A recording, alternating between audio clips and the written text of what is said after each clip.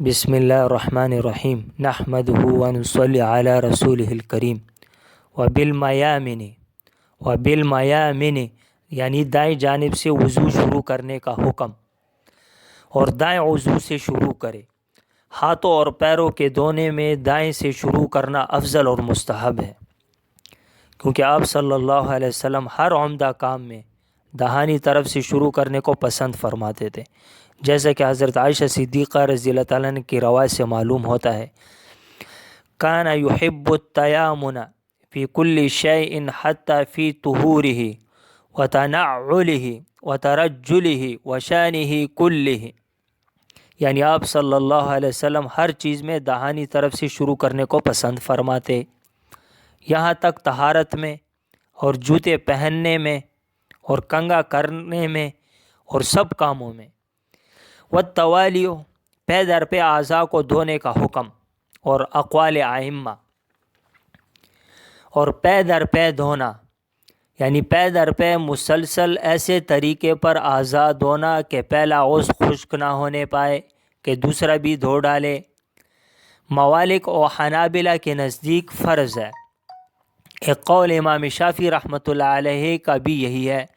احناف کے نزدیک موالات فی الوضو سنت ہے، یہی ایک قول امام شافعی رحمۃ اللہ علیہ کا ہے۔ موالک و حنابلہ کی دلیل کیا ہے؟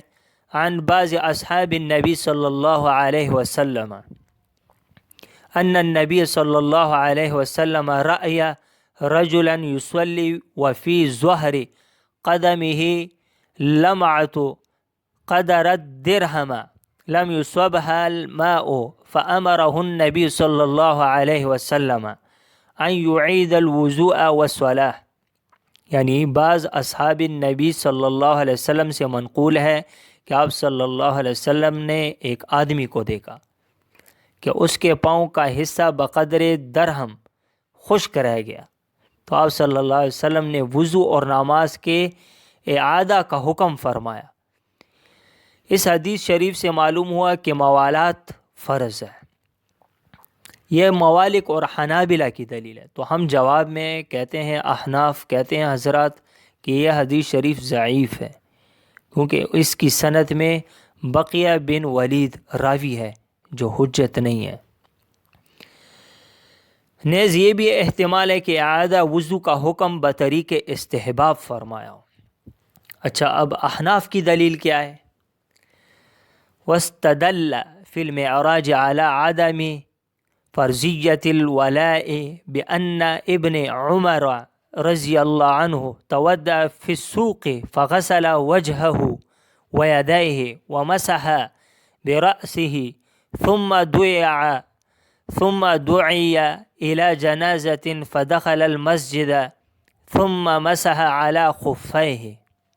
ایک مرتبہ ابن عمر رضی اللہ عنہ نے بازار میں وضو کی اور صرف چہرہ اور دونوں ہاتھوں کو دھویا اور سر کا مسح کیا، اور نماز جنازہ پڑھانے کے لیے مسجد تشریف لے گئے۔ وہاں پہنچ کر جملہ حاضرین کے سامنے دونوں موضوع پر مسح کیا، جبکہ وضو خشک ہو چکی تھی، اور اس پر حاضرین میں سے کسی نے نکیر یعنی انکار نہیں کیا۔ سبحان ربک رب العزت عما یصفون، السلام علی المرسلین والحمد للہ رب العالمین۔